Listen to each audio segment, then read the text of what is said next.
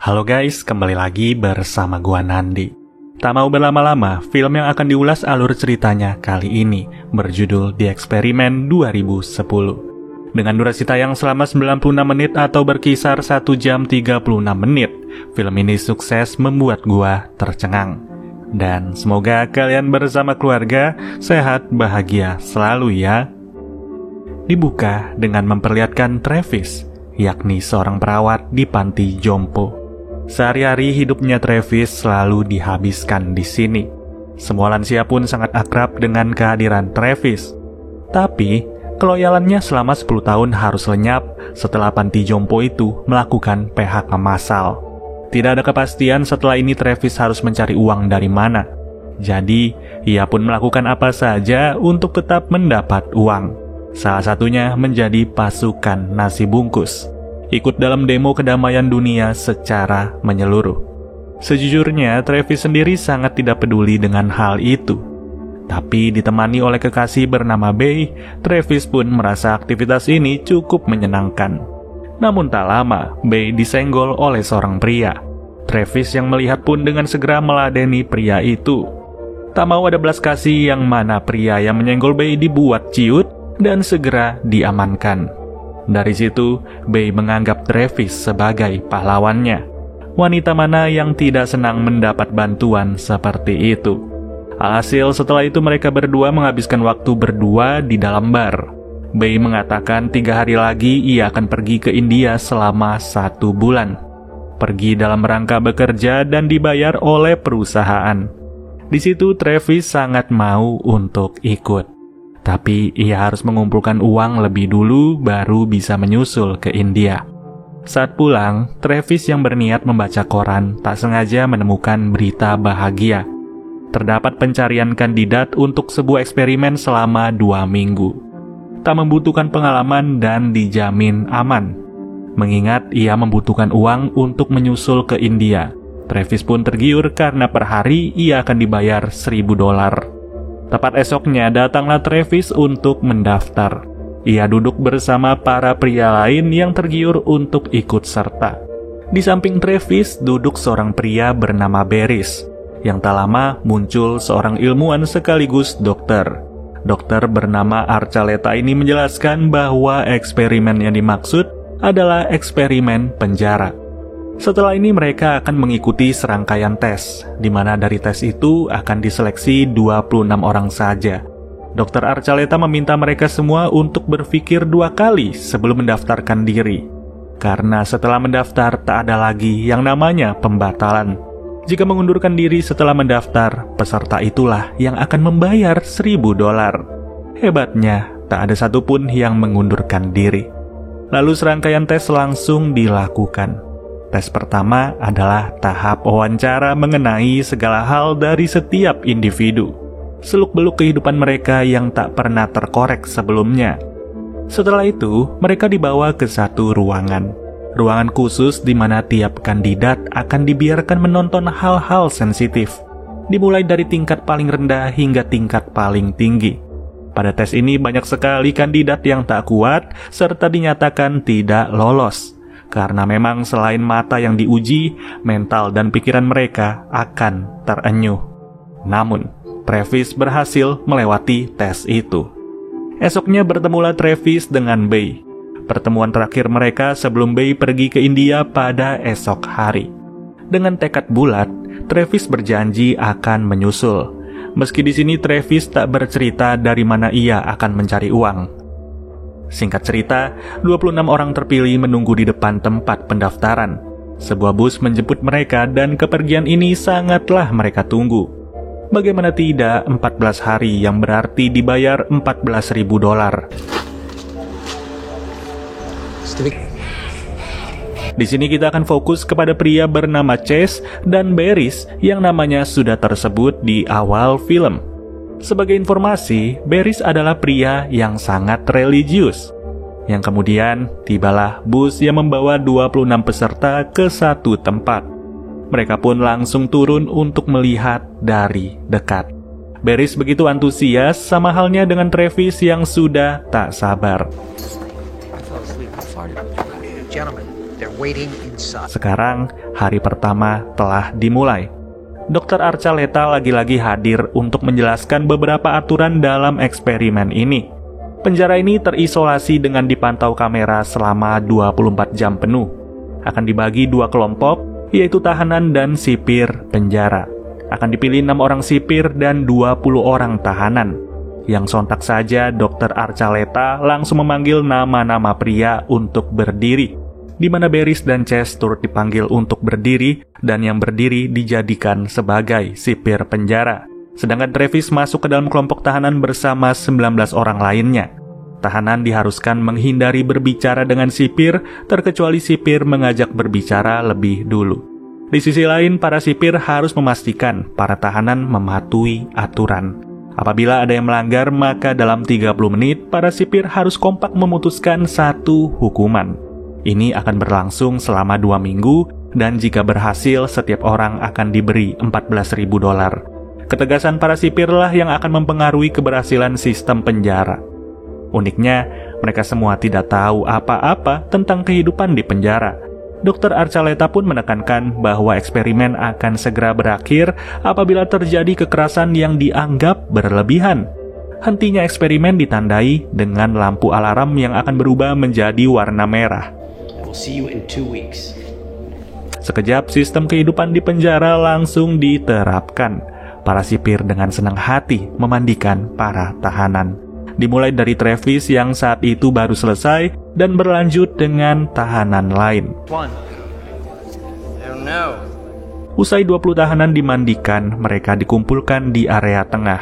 Kali ini Chess yang memegang kendali dan ia meminta 20 tahanan itu mendengarkan beberapa aturan yang sudah diberitahu oleh Dr. Archuleta kepada para sipir. Tapi selama dibacakan, sebagian tahanan terkesan bercanda. Mereka masih tak percaya bahwa sekarang harus patuh kepada sesama peserta yang menjadi sipir. Barry sendiri hanya bisa diam, berharap kedamaian ini bisa berlangsung selama 2 minggu. Chess turut profesional.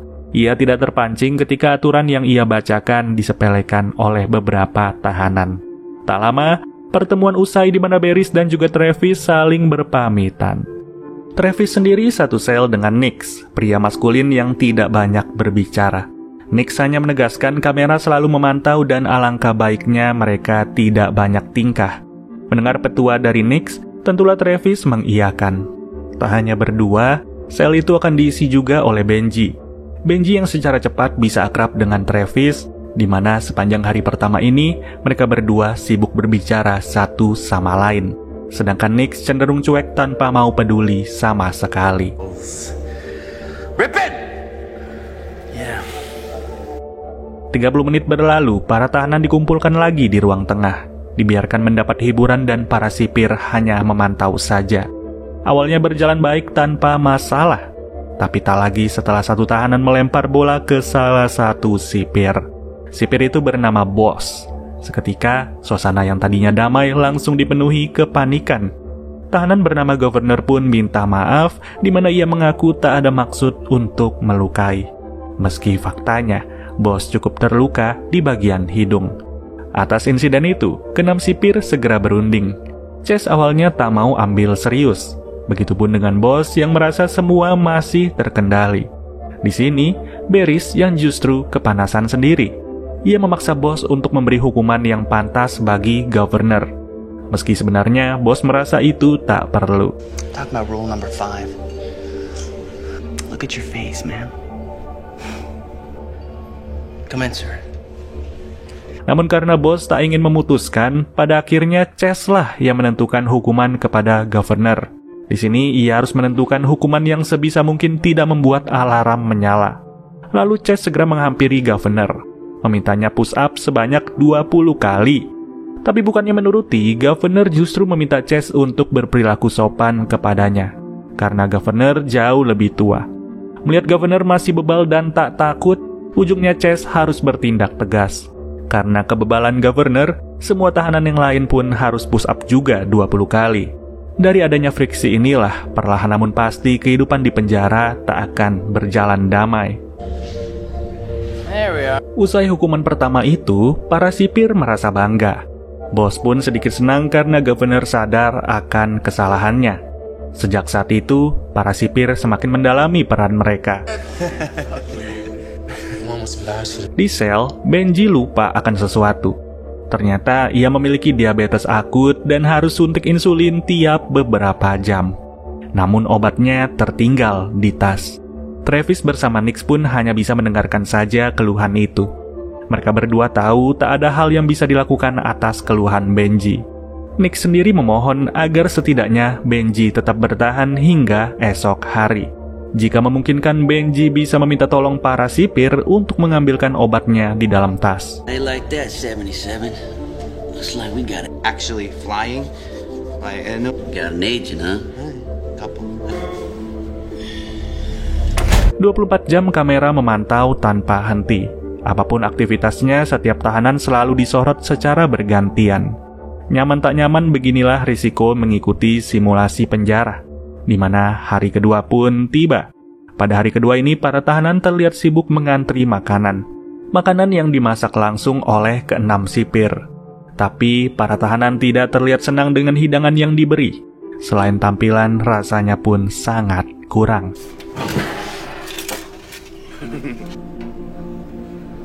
That's not gonna happen. Pengalaman ini membuat mereka syok sampai-sampai banyak makanan yang dibuang.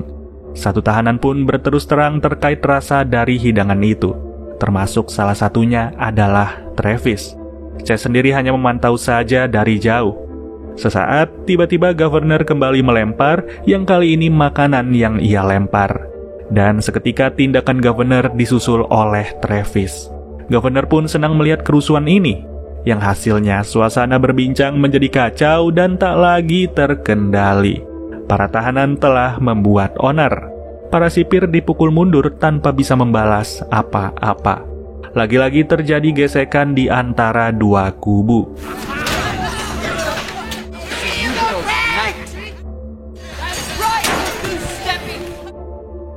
Sekejap, serbuan segera dilakukan para sipir ke tiap sel.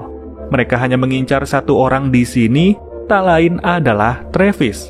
Travis yang dianggap sebagai kepala dari para tahanan. Barris memimpin langsung aksi ini. Ia pun menjadikan momen itu sebagai pembuktian bahwa para sipir tidak bisa diinjak-injak. Sejak saat itulah para tahanan takut total, dan Barris mendapat respek dari sipir lain. Barris yang tak pernah sejantan ini merasa ada yang berbeda pada dirinya. Ketika ia beranjak ke toilet, Barris menemukan daya tegang luar biasa. Hal ini membuktikan bahwa ia senang melihat orang tersiksa. Seiring waktu berjalan, Benji semakin berteriak di dalam sel. Ia tak henti-henti meminta tolong untuk diambilkan obatnya di dalam tas. Meski di ujung hasilnya nihil karena para sipir nggak mau peduli sama sekali. Tiba di hari ketiga ini Barris akhirnya sadar sendiri bahwa ada satu tahanan yang terkapar. Tak salah lagi, tahanan itu adalah teman sel dari Travis dan juga Nix. Benji yang lemas total dan untuk berdiri pun sangat sulit. Travis turun tangan di sini. Ia memohon agar setidaknya ada kesempatan untuk Benji diberi obat. Man, look at him. Sayang, tak ada satupun sipir yang tersentuh. Mereka bersikeras melarang, yang pada akhirnya Benji tak mendapat apa-apa. Memang ini kesalahan Benji kenapa bisa ikut di saat memiliki riwayat penyakit. Yang anehnya lagi, pihak pembuat eksperimen sekaligus Dr. Archuleta meloloskan Benji ke dalam eksperimen ini. Nix mulai berpikir, kemungkinan besar hal ini memang disengaja. Akan hambar rasanya jika penjara tak ada konflik. Justru dengan adanya konflik itulah para pemantau bisa melihat keseruan dari adanya eksperimen penjara. Kebetulan Benji yang menjadi kelinci percobaan dan sejauh ini terbukti ampuh untuk memperpanjang konflik. Gesekan antara para sipir dan para tahanan yang semakin lama semakin meruncing. Tanpa ada belas kasih sama sekali, meskipun tujuan mereka semua sama, yaitu demi mendapat $14.000 dalam 14 hari. Tapi lagi-lagi ketika semua tidur, Travis kembali diincar oleh para sipir. Para sipir begitu ketagihan dalam memberi hukuman demi hukuman yang tak pernah bisa mereka lakukan di kehidupan nyata. Kepuasan itu pun hanya ditujukan kepada Travis yang lagi-lagi dianggap mereka sedang merencanakan sesuatu.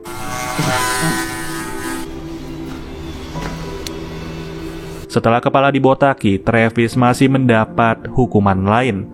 Hukuman yang membuat siapapun bisa menggila. Tepat di depan para sipir, Barris dengan segera mengguyuri Travis dengan airnya. Bahkan, Barris pun mengajak para sipir lain untuk ikut serta. Dari situ bos segera pergi karena merasa tak tega. Sedangkan keempat sipir yang bertahan merasa penasaran. Alhasil ditambahlah air yang mengguyuri Travis.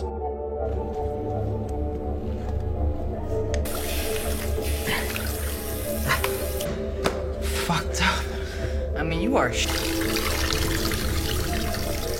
Siapa sangka, Barris yang religius berubah 180 derajat.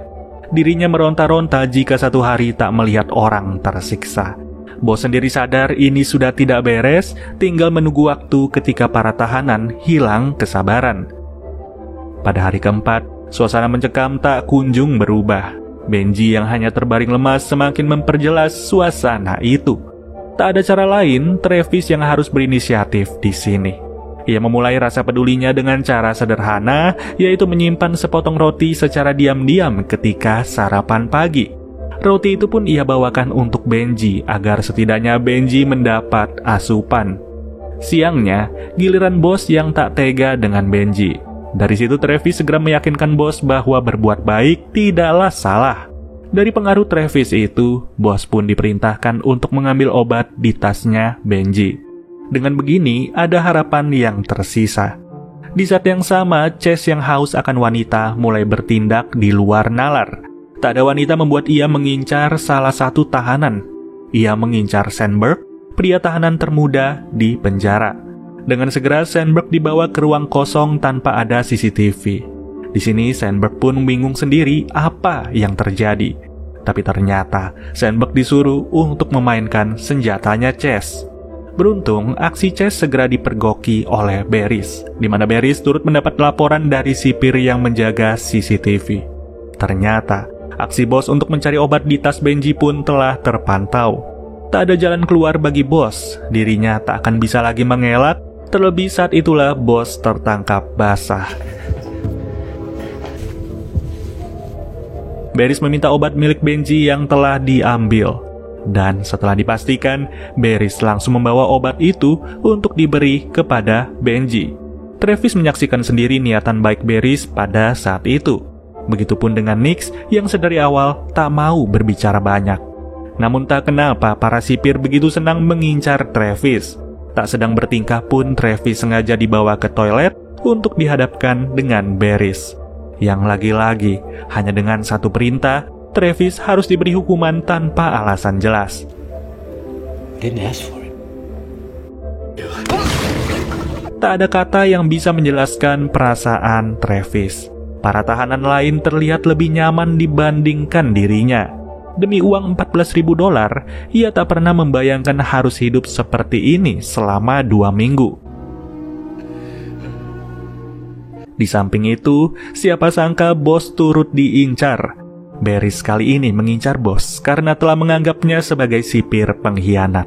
Sembari diiringi tangisan Travis dari dalam sel, bos pun terlihat sedang diperlakukan seperti anak ayam. Anehnya pemantau tidak menganggap hal itu sebagai sesuatu yang salah.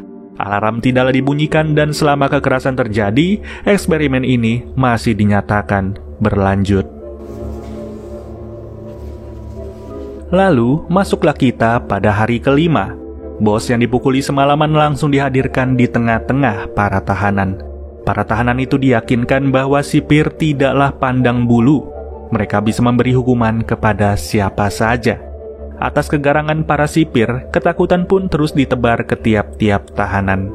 Apalagi paras bos yang babak belur mulai ditunjukkan di depan mata mereka. Tapi seketika, Travis langsung membuka bajunya. Diiringi oleh para tahanan lain, Travis seperti memimpin satu pergerakan. Yang ternyata saat itu ia segera bergegas lari ke salah satu kamera sembari berteriak. Berteriak bahwa para tahanan ingin mundur dari eksperimen ini sekarang juga. Dari apa yang dilihat, para sipir tercengang dan merasa tak terima. Sayangnya setelah berulang kali Travis mengucapkan kalimat menyerah, pihak yang memantau mereka semua tak memberi respon apa-apa. Seolah pergerakan itu tak ada artinya sama sekali dan Travis terus dipaksa untuk turun. Dengan yakin, Barris turut menghajar Benji dalam seketika. Hantaman serius itu membuat para tahanan dan sipir hanya bisa terdiam. Bagaimana tidak, Benji terlihat kejang. Setelah itu Travis pun dibawa ke sebuah kettle uap, sedangkan satu persatu tahanan dipaksa masuk ke dalam sel. Para sipir mengantisipasi adanya kericuhan di momen ini. Listen to that shit, huh?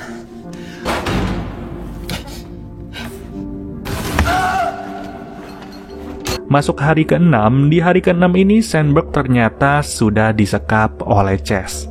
Dibawa ke ruang kosong demi percobaan kedua. Pada saat itu, diam-diam Travis sedang meloloskan diri dengan mengandalkan lempeng besi dari gelang yang ia pakai. Namun siapa sangka, besi itu berhasil membuat Travis lolos. Di momen inilah Sandberg sendiri sudah pasrah atas keganasan Chess. Tak berselang lama, Travis mendengar teriakan keras dari Sandberg. Teriakan itu membuat Chess ketahuan dan secepat mungkin Travis segera membantu Sandberg meluapkan amarahnya. Alhasil, Chess langsung pingsan. Kemudian Travis bergegas untuk menolong para tahanan lain. Niatan baiknya itu dimulai dari menolong Nix, si tahanan pendiam.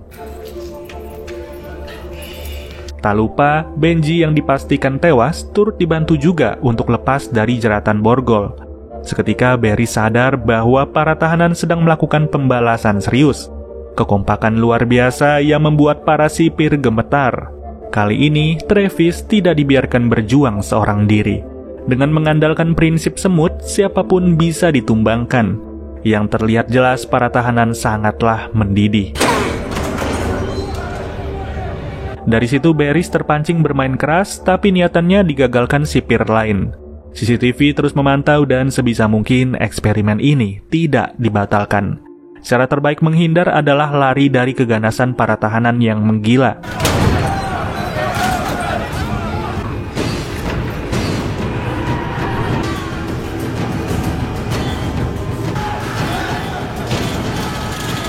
Sampai pada akhirnya, para sipir harus terjebak di pintu keluar. Mereka stuck di pintu terakhir yang tak butuh waktu lama, pertemuan dua kubu terjadi, dan bentrok tak bisa dihindari. Tak ada lagi yang namanya eksperimen di sini. Semua sudah membawa jati diri masing-masing untuk dipertaruhkan. Mendaftar sebagai manusia dan keluar selayaknya iblis, itulah yang terjadi. Barris pun langsung disikat habis oleh Travis tanpa adanya jeda. Setiap gerakan Travis menimbulkan daya hantam luar biasa dan tak ada satupun yang bisa menghentikan.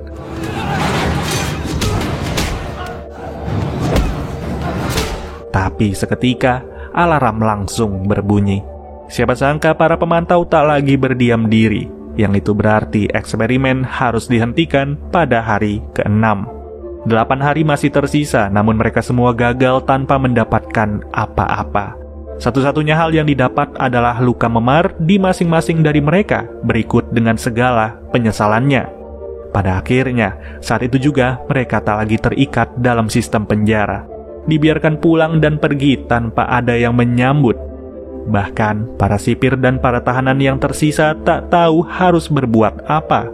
Menunggu saja di halaman depan dengan rasa lesu luar biasa.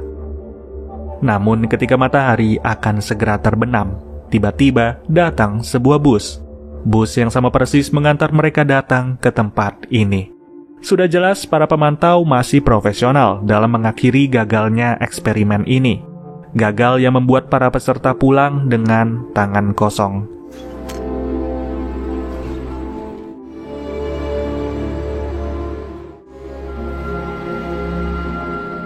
Tapi siapa sangka, di dalam bus telah terdapat sebuah amplop.